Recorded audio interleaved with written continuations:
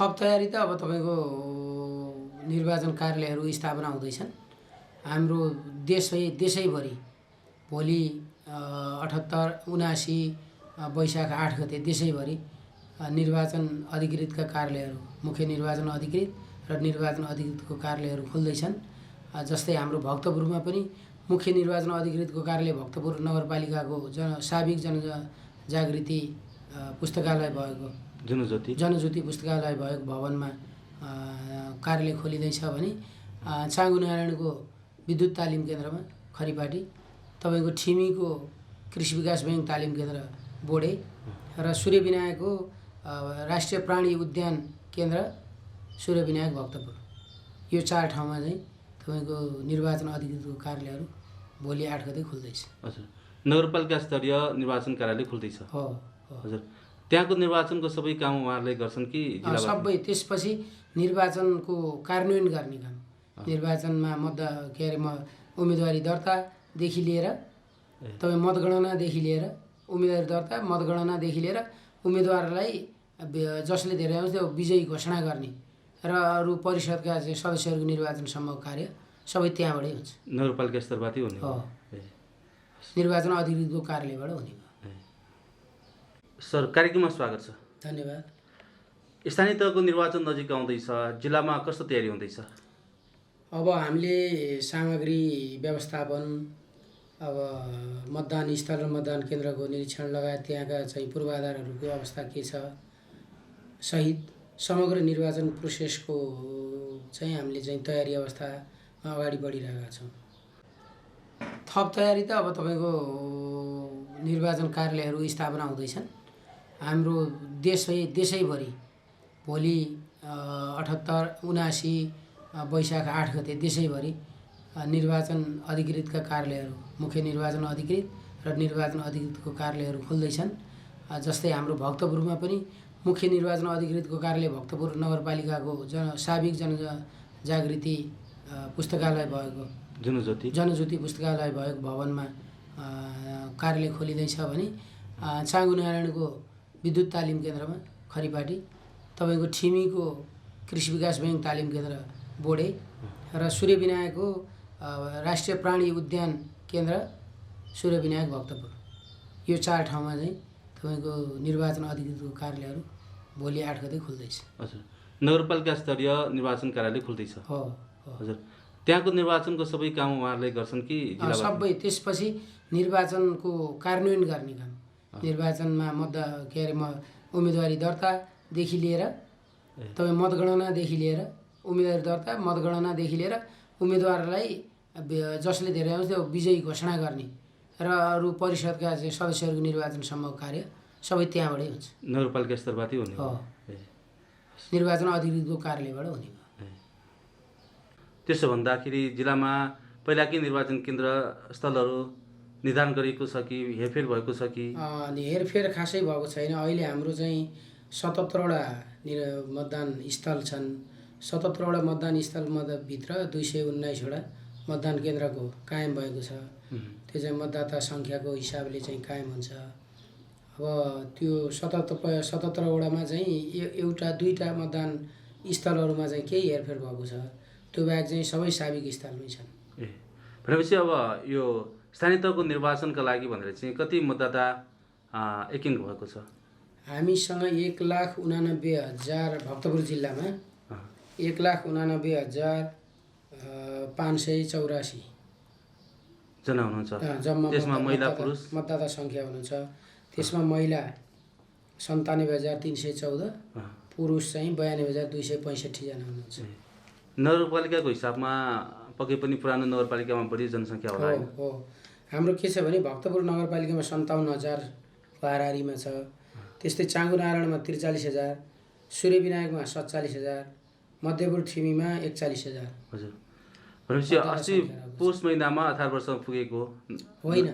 अहिले निर्वाचन प्रणालीमा कस्तो चाहिँ भएको छ भने योभन्दा अगाडिका निर्वाचनहरूमा निर्वाचनको मिति घोषणा भएपछि त्यो मितिभन्दा अगाडि 18 वर्ष पुगेका बालिग मताधिकारले मात्रै मतदान गर्न पाउने व्यवस्था थियो भने अहिलेको निर्वाचनमा कस्तो व्यवस्था गरियो भन्दाखेरि तपाईँको पहिल्यै नाम दर्ता भएको, नाम दर्ता चाहिँ अब जस्तै यो निर्वाचनमा माघ 24 गते घोषणा भयो, माघ 24 भन्दा अगाडि नाम दर्ता भएको, माघ 24 पछि त नाम दर्ता हुँदैन।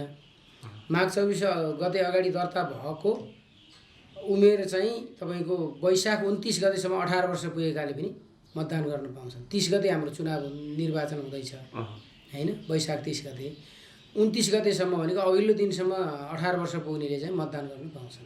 त्यो व्यवस्था यो चाहिँ नयाँ व्यवस्था हो। मतदाता नामावलीमा चाहिँ नामावलीमा चाहिँ माघ 24 अगाडि नै दर्ता भएको हुनु पर्यो, पछि त दर्ता नै हुँदैन। यहाँ चाहिँ फेरि भ्रम हुनसक्छ। कस्तो छ भने बिचमा पनि फेरि दर्ता भयो कि भन्ने खालको वातावरण बन्ला, त्यो चाहिँ होइन। माघ 24 अगाडि दर्ता भएको 18 वर्ष चाहिँ तपाईँको वैशाख 29 गतेसम्म पुगेकाले मतदान गर्नु। अघि यहाँले भन्नुभएको छ नि 1 लाख जनसन चाहिँ मतदाता छन् भनेर होइन, नगरपालिकामा यति छन् भनेर।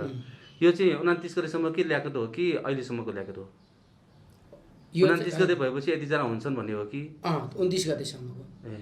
त्यो उनीहरूको उमेर समेत त्यहाँ उल्लेख भएको हुन्छ। 29 गतेसम्म 18 वर्ष पुग्नेहरूलाई हिसाब गरेर वैशाख 29 गतेसम्ममा 18 वर्ष पुगेका बालिक मताधिकारहरूले चाहिँ मतदान गर्न पाउने भयो हैन। त्यसको लागि परिचय पत्रको व्यवस्था, परिचय पत्र चाहिँ कस्तो भने पुरानोहरूको त पहिल्यै बुझिसक्नु भएको छ। जुन नयाँ दर्ता भएर आएको छ त्यसलाई प्रत्येक मतदान केन्द्रमा हामीले परिचय पत्र, नयाँ परिचय पत्रहरू पठाउँछौँ। त्यहाँ चाहिँ सहायक मतदान अधिकृतहरूले त्यो परिचय पत्र वितरण गर्नुहुन्छ, मतदान केन्द्रबाटै वितरण हुन्छ। अब यसपालिको स्थानीय तहको निर्वाचन 5 वर्षपछि हुँदैछ। पहिला र अहिलेको तुलनात्मक रूपमा के फरक हुन्छ? उस्तै हो कि फरक? यस्तो हो, अब यो त निर्वाचन आयोगले नेपाल सरकारको अथवा ऐन कानुन नियमहरूको अधीनमा रहेर स्वच्छ निष्पक्ष भएर वातावरणमा निर्वाचन गराउने प्रोसेस चाहिँ त कानुन चाहिँ ऐन नियम कानुन सम्मत नै अगाडि बढ्छ। अब त्यस्तो डिफ्रेन्स भनेर चुनावी डिफ्रेन्स भन्ने त हुँदैन। अब यसमा आचार संहिता को पालना गर्ने विषय, कानुनको परिपालना गर्ने विषय, सबै चाहिँ अनुशासित भएर चाहिँ चुनावमा भाग लिने विषय, यी सबै विषय त प्रक्रियागत रूपमा निरन्तर रूपमा अगाडि बढिरहन्छ। त्यही अनुसार नै अब हुन्छ। यसपालिको निर्वाचनमा अब बालवाला जनप्रतिनिधिले चाहिँ छोडेर मात्रै निर्वाचनमा उम्मेदवार बन्न सक्छन् भन्ने विषयमा चाहिँ चर्चा पाएको छ हैन। त्यसमा चाहिँ के थियो नि, निर्वाचन आयोगले बालवाला जनप्रतिनिधिहरूले राजीनामा दिएपछि मात्रै निर्वाचनमा मतलब उम्मेदवार बन्न पाउने भन्ने व्यवस्था भएको थियो। त्यस विरुद्धमा अदालतमा पनि चाहिँ मुद्दा पनि पर्यो र अदालतबाट हिजै मात्रै र अनि राजीनामा चाहिँ दिनुपर्ने भन्ने हिसाबको फैसला भएको भन्ने बुझिएको छ हैन। बालमा रहँदा र नरहँदा के फरक हुँदो रहेछ? त्यसमा के त्यो त यस्तो अब आयोगको ठपमा अथवा चाहिँ के हो भन्दाखेरि आफ्नो पदीयमा रहँदाखेरि सरकारी चिजहरूको दुरुपयोग हुन सक्छ कि भन्ने होला आयोगको मनसाय। त्यस कारणले राजीनामा दिएर जाँदाखेरि स्वतन्त्र व्यक्ति भएर उठ्नु पर्यो निर्वाचनमा। स्वतन्त्र व्यक्ति भएर इन्फ्लुएन्स नभइकन जनताले विश्वास गर्ने हिसाबले कुनै पनि चिजमा चाहिँ लोभ नदेखाउने हिसाबले निर्वाचनमा जानुपर्छ भन्ने अभिप्रायले यो व्यवस्था गरिएको होला जस्तो लाग्छ। हजुर, अब निर्वाचनबाट मत परिणाम आउने बित्तिकै उहाँहरू बाली हुने हो कि कति समयपछि? त्यो त तपाईँको कस्तो हुन्छ भने निर्वाचन भएर मतगणना भइसकेपछि मतगणनाबाट विजय सबैभन्दा बढी मत ल्याउनेलाई त्यो निर्वाचन अधिकृतज्यूहरूले विजयी घोषणा गरेर प्रमाणपत्र वितरण गर्नुहुन्छ। त्यसपछि त उहाँ निर्वाचित हुनुभयो, त्यही अनुसार बहाली त त्यही प्रोसेसमा कन्टिन्यू भइहाल्छ। हजुर, अब स्थानीय तह भनेको स्थानीय सरकार होइन, सिंहदरबार घर घरमा भनेर चाहिँ पहिलाको नारा पनि धन्किएको थियो। यो बेला चाहिँ त्यो महसुस गर्न पाएन भनेर चाहिँ आम समुदायमा जिज्ञासा गुनासा होइन प्रश्नहरू उब्जिरहेको छ। अब स्थानीय तहको निर्वाचनमा मताधिकारको कसरी प्रयोग गर्नुपर्छ भन्ने कुरामा आम समुदाय जिज्ञासु छन्। निर्वाचन कार्यालय के गर्नुहुन्छ? यो त यस्तो निर्वाचन कार्यालयको दायित्व भनेको के हो भने ऐन नियम कानुन र चाहिँ कार्यविधि अनुसार निर्वाचन निष्पक्ष र भयरहित रूपमा चाहिँ गराउने। त्यसपछिको प्रोसेस राजनीतिक प्रोसेस, कानुनी प्रोसेस, राज्य सञ्चालनका प्रोसेस कानुन बमोजिम हुनुपर्छ र कानुनले तोके बमोजिमका कामहरू जनताले सेवा सुविधा पाउनुपर्छ। निर्वाचन आयोगले त्यो भन्छ। त्यसपछिको प्रोसेसमा त के भयो के भएन भन्ने कुरो त अर्को पाटो भयो। निर्वाचन आयोगको पाटो भनेको निर्वाचनलाई स्वच्छ निष्पक्ष भयरहित रूपमा चाहिँ गराउने र चाहिँ नयाँ जनप्रतिनिधि राज्यलाई उपलब्ध गराउने। त्यसको लागि अब वातावरण कस्तो बन्दैछ अब निर्वाचन कार्यालय होइन, अब निर्वाचन कार्यालयको तर्फबाट, समग्र निर्वाचन आयोगको तर्फबाट, निर्वाचन कार्यालयको तर्फबाट त्यसलाई व्यवस्थित गर्नको लागि विभिन्न प्रक्रियाहरू, सर्वदलीय बैठक, अनि त्यसपछि तपाईँको राजनीतिक चाहिँ छलफल, त्यसपछि सम्पूर्ण कार्यालय प्रमुखहरूसँग चाहिँ समन्वय, त्यसपछि निर्वाचनको लागि चाहिने आवश्यक सामग्री पूर्वाधारहरूको व्यवस्थापन लगायतका काम चाहिँ हामी अगाडि बढाइरहेका छौँ र हामी तयारी अवस्थामा छौँ। अब भनौँ न, अब त एकदमै चाहिँ नजिकै छ, यसलाई चाहिँ हामी एकदम व्यवस्थित रूपमा निर्वाचनको प्रोसेसलाई अगाडि बढाउँछौँ। अच्छा, दलहरूको बिचमा भागबन्दा गर्दैछ भनेर चर्चा पनि चलिरहेको छ होइन? भागबन्दै हुँदैछ भनेदेखि निर्वाचन नै किन चाहियो भनेर चाहिँ गुनासो पनि गर्दैछन्। अब निर्वाचन र मतदान किन आवश्यक छ? होइन, त्यो त यस्तो हो, अब त्यो राजनीतिक पाटो भयो होइन। निर्वाचन आयोगले त्यो राजनीतिक पाटोलाई त हामीले नियमअनुसार के अरे उम्मेदवार बन्नको लागि जुन प्रक्रिया छन्, त्यो प्रक्रियामा उम्मेदवार बन्न आउनेहरूलाई उम्मेदवारी दर्ता गर्ने, त्यसपछि निर्वाचनको प्रोसेसमा अगाडि बढाउने काम गर्छ। अब त्यो तपाईँले अघि भनेको राजनीतिक पाटो चाहिँ हामी निर्वाचन आयोगले चाहिँ हेर्दैन। हजुर, अब आम समुदायमा कतिपय युवाहरू चाहिँ उम्मेदवार बन्न चाहन्छ, सो घोषणा गर्न थालिरहेको छ, सामाजिक सञ्जालमा प्रचार गर्न थालिएको छ। यसको आचार संहिताको बारेमा चर्चा गरौँ न, के छ? होइन, आचार संहिता त तपाईँको उम्मेदवार बन्न, त्यो उम्मेदवार बन्ने प्रोसेस छ। 21 वर्ष पुगेका हुनुपर्ने, नेपाली नागरिक हुनुपर्ने, वडामा हो भने सम्बन्धित वडा कार्यालयको मतदाता नावलीमा नाम दर्ता भएको हुनुपर्ने लगायतका यी व्यवस्था छ। यी व्यवस्था पुरा गरेको त जुन कोही चाहिँ नेपाली नागरिकले आफ्नो उम्मेदवारी दर्ता गर्न सक्छ र जनताले चाहेमा उहाँ विजयी भएर राज्य सञ्चालनमा आउनुहुन्छ, जनताको सेवा गर्न पाउनुहुन्छ। त्यसमा त कुनै पनि अब्स्टाइकल अथवा रोकिने भन्ने हुँदैन। अब उम्मेदवारहरू चाहिँ दर्ता कहिले बाट सुरु हुन्छ? 11 र 12 गते उम्मेदवारी दर्ताको चाहिँ व्यवस्था गरेको छ होइन। अब त्यो बेलामा उहाँहरूले चाहिँ उम्मेदवारी दर्ताको लागि सम्बन्धित निर्वाचन अधिकृतको कार्यालयमा गएर आफ्नो ती सबै डकुमेन्टहरू, नेपाली नागरिकता, त्यसपछि तपाईँको मतदाता परिचय पत्र अथवा मतदाता नावलीमा नाम भएको प्रमाण, ती सबै लगाएर चाहिने डकुमेन्टहरू लगाएर दर्ता आफूले उम्मेदवारी दर्ता गर्न सक्नुहुन्छ। निर्वाचन आयोगले त मतदाताहरूको लागि भनेर यो मतपत्र छाप्न सुरु गर्यो भनेर खबर सुनेका छौँ।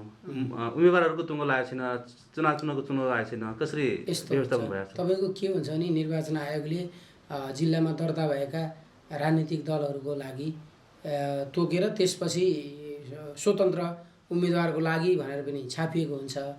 त्यसमध्ये जिल्लामा कति चाहिँ तपाईँको उम्मेदवारी दर्ता हुन्छ, त्यो आधारमा त्यहाँ छापिएको मध्ये कुनै चुनाव चिन्ह चाहिँ उहाँको भागमा अथवा स्वतन्त्र उम्मेदवारको हिसाबले पर्न सक्छ। सङ्ख्या बढ्न सक्छ नि होइन? सक्छ, त्यसको लागि लगभग चाहिँ पुग्ने गरी नै आएको हुन्छ। भनेपछि अब यदि पुगेन भने पनि उपयुक्त व्यवस्था अविलम्ब आयोगले गर्छ। स्थानअनुसार चाहिँ व्यवस्थापन हुन्छ। हजुर, अब अहिलेको निर्वाचन, स्थानीय तहको निर्वाचन त 4 ठाउँमा छाप लाउनुपर्छ भन्छन् होइन? अब मतदाता शिक्षा कतिको आवश्यक देख्नुहुन्छ? होइन, मतदाता शिक्षा त अब आवश्यक छ।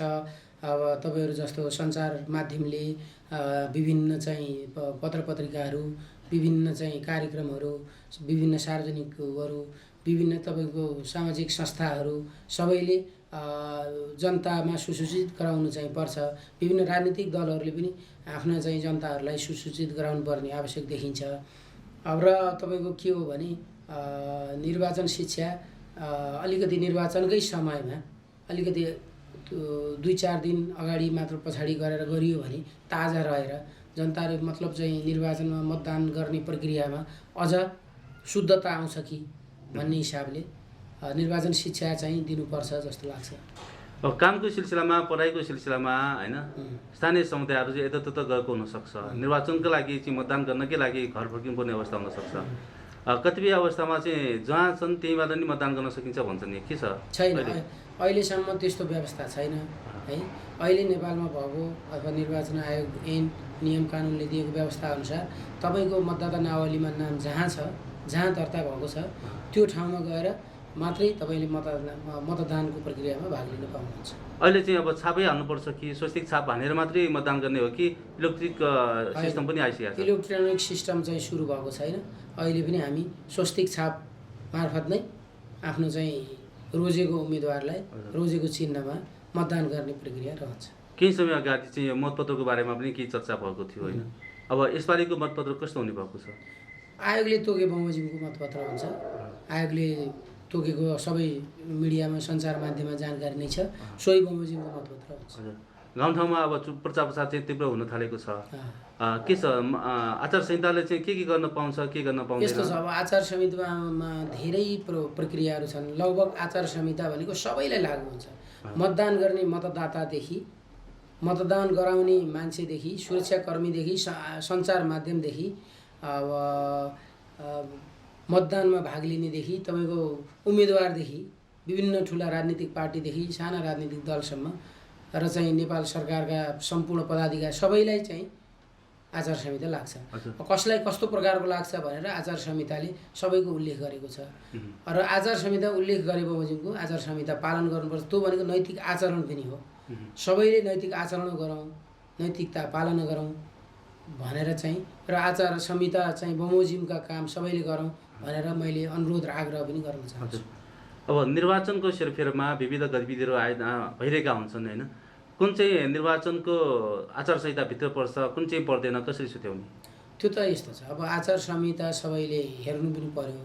अब निर्वाचन आयोगले केन्द्रदेखि जिल्लासम्म आचार संहिता सम्बन्धमा विभिन्न खालका अन्तर्क्रियाहरू पनि भएको छ।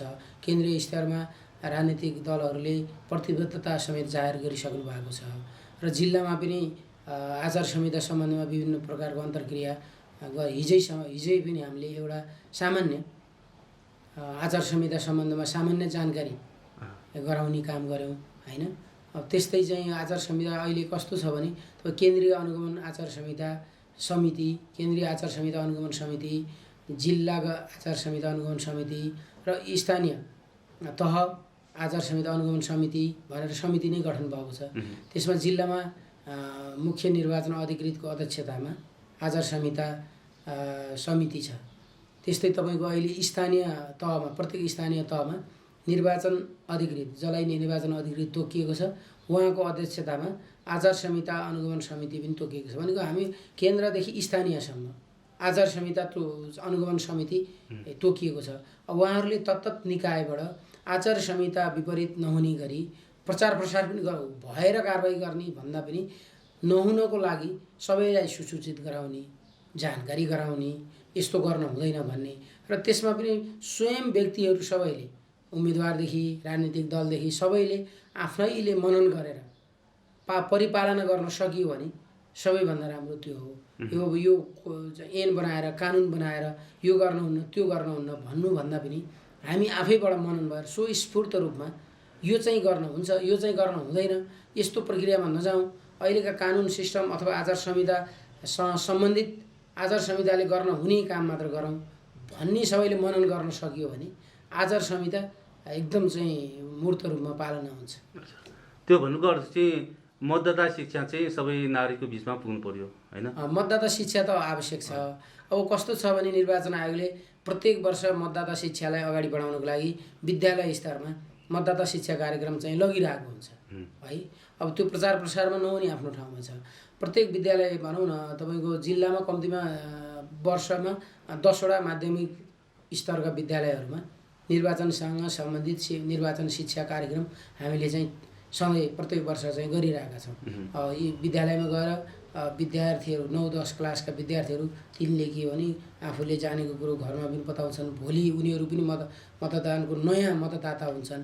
त्यस कारणले यसरी जानकारी गराउँदै अगाडि बढ्ने भनेर आएको प्रत्येक वर्ष पनि त्यो मतदाता शिक्षा कार्यक्रम सञ्चालन चाहिँ भइरहेको छ। अब अहिले निर्वाचनकै मुखमा गर्ने प्रोसेस पनि अब आयोगले निर्देशन दिए बमोजिम हामी चाहिँ अगाडि बढाउँछौँ र विभिन्न चाहिँ निर्वाचन अधिकृतहरू मतलब तोकिएका अधिकृतहरूबाट पनि निर्वाचन शिक्षालाई अगाडि बढाउने प्रोसेस अगाडि बढ्छ। हजुर, निर्वाचन घोषणापछि नमुना निर्वाचन गर्ने परिपाटी पनि पहिला धेरै चर्चित थियो होइन।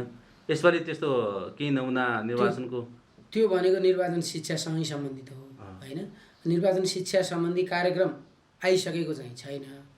अब हामी जिल्लामा केन्द्रबाट निर्वाचन शिक्षा गराउने कार्यक्रमहरू तय भएर आइसकेपछि तय भए बमोजिमको कार्यक्रम चाहिँ हामी अगाडि बढाउँछौँ। हजुर, अब यसपालिको निर्वाचनमा विशेष गरेर अनुगमनलाई तीव्र बनाइन्छ भनेर चाहिँ खबर पनि सुन्यौँ होइन। पहिलाको तुलनामा यसपालि बढी अनुगमन पनि हुन्छ भनेर चाहिँ खबर पनि सुन्यौँ। कसरी पहिलाभन्दा अझ परिष्कृत बनाउने योजना त्यही छ? त मैले तपाईँलाई अघि भने नि, पहिला के थियो भने केन्द्रमा र जिल्लामा मात्रै आचार संहिता लगायत अनुगमन टोलीहरू गठन हुन्थ्यो।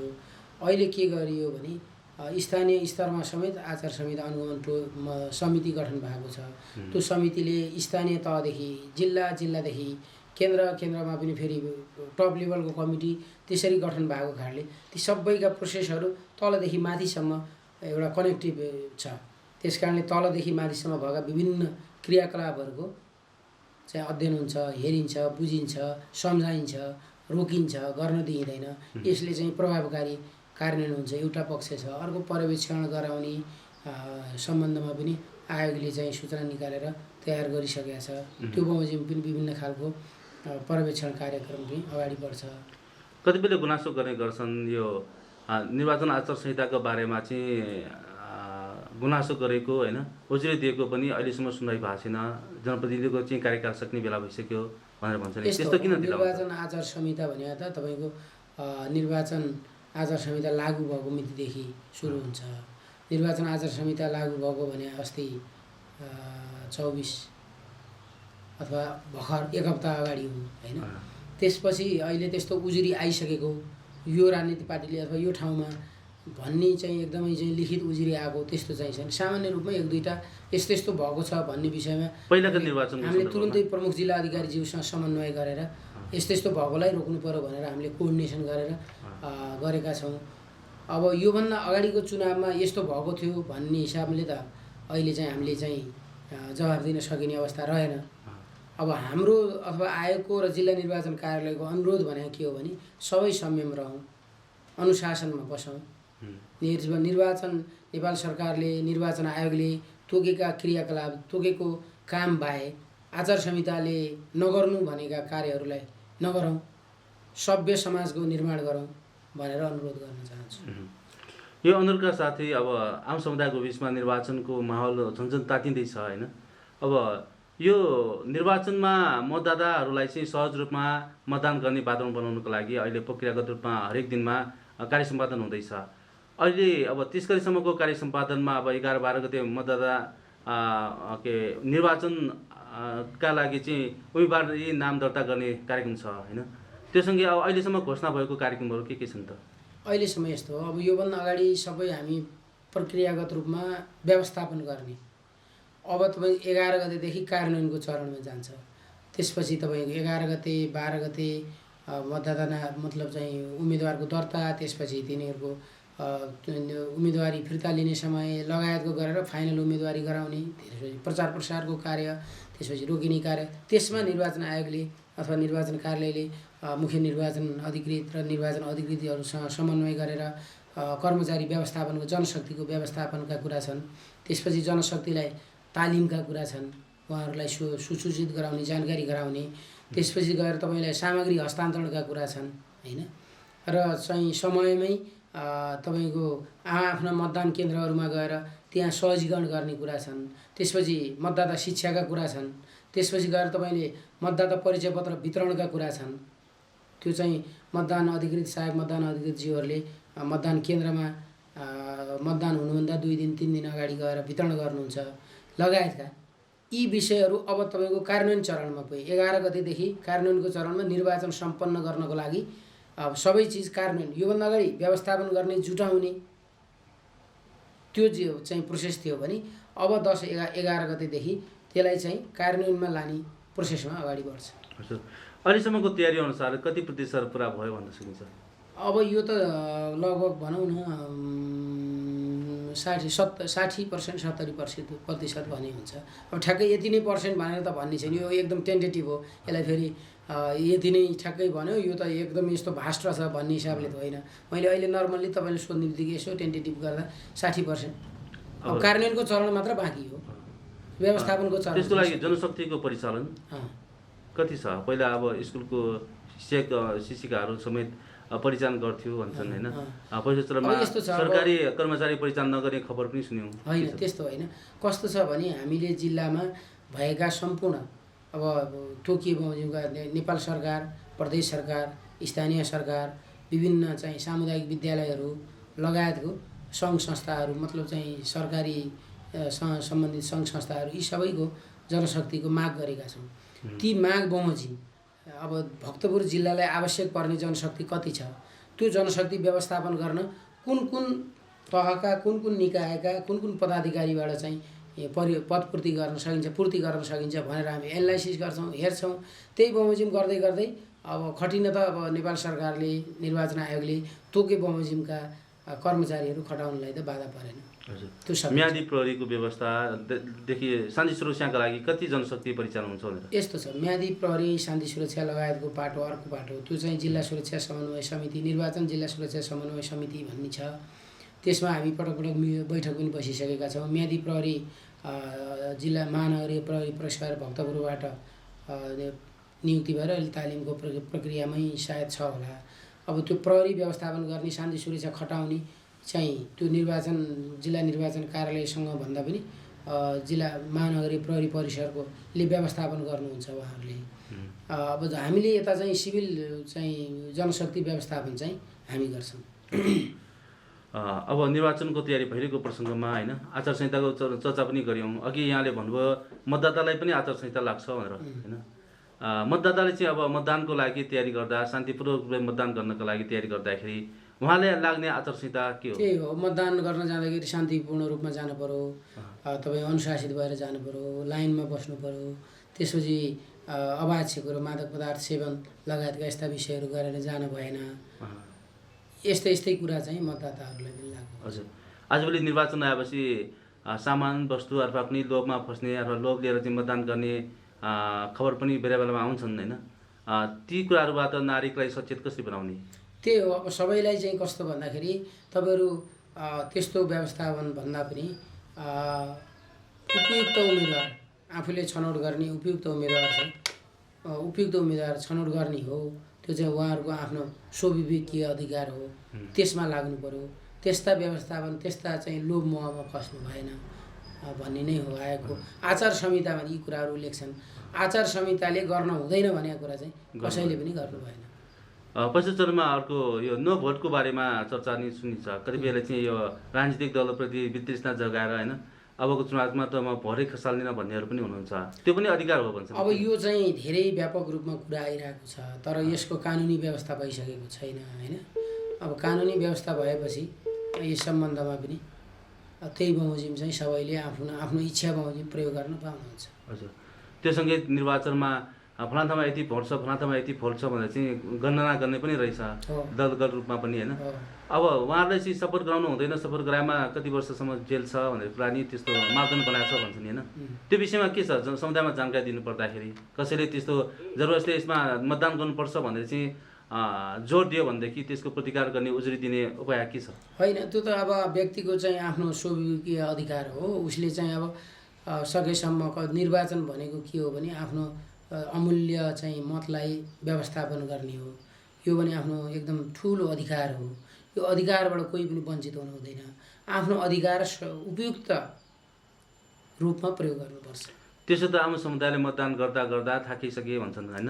अब मतदान कति गरौँ, के को लागि गरौँ भनेर चाहिँ भन्छन्। के यो त यस्तो राजनीतिक कुरा पनि हो र एउटा कानुनले तोकेको 5-5 वर्षमा निर्वाचन हुन्छ भनेर कानुनले तोकेको छ।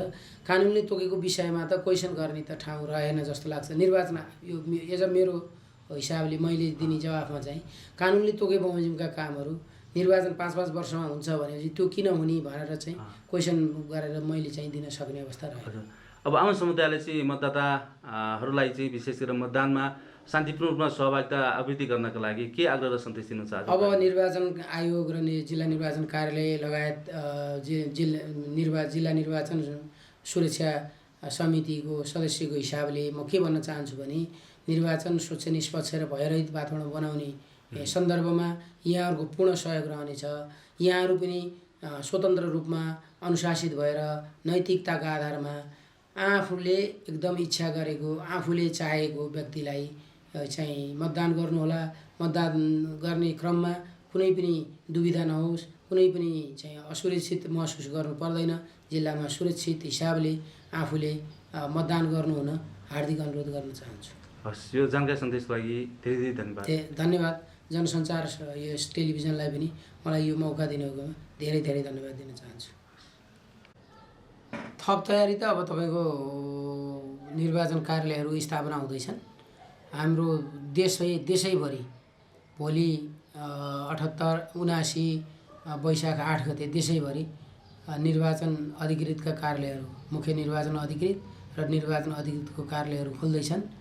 जस्तै हाम्रो भक्तपुरमा पनि मुख्य निर्वाचन अधिकृतको कार्यालय भक्तपुर नगरपालिकाको साविक जनजागृति पुस्तकालय भएको जनज्योति पुस्तकालय भएको भवनमा कार्यालय खोलिँदैछ भने चाँगुनारायणको विद्युत तालिम केन्द्रमा खरिपाटी, तपाईँको ठिमीको कृषि विकास बैङ्क तालिम केन्द्र बोडे र सूर्यविनायकको राष्ट्रिय प्राणी उद्यान केन्द्र सूर्यविनायक भक्तपुर, यो 4 ठाउँमा चाहिँ तपाईँको निर्वाचन अधिकृतको कार्यालयहरू भोलि 8 गते खुल्दैछ। हजुर, नगरपालिका स्तरीय निर्वाचन कार्यालय खुल्दैछ। हो हजुर, त्यहाँको निर्वाचनको सबै काम उहाँहरूले गर्छन् कि सबै? त्यसपछि निर्वाचनको कार्यान्वयन गर्ने काम, निर्वाचनमा उम्मेदवारी दर्तादेखि लिएर तपाईँ मतगणनादेखि लिएर उम्मेदवारी दर्ता, मतगणनादेखि लिएर उम्मेदवारलाई जसले धेरै आउँछ त्यो विजयी घोषणा गर्ने र अरू परिषदका चाहिँ सदस्यहरूको निर्वाचनसम्मको कार्य सबै त्यहाँबाटै हुन्छ।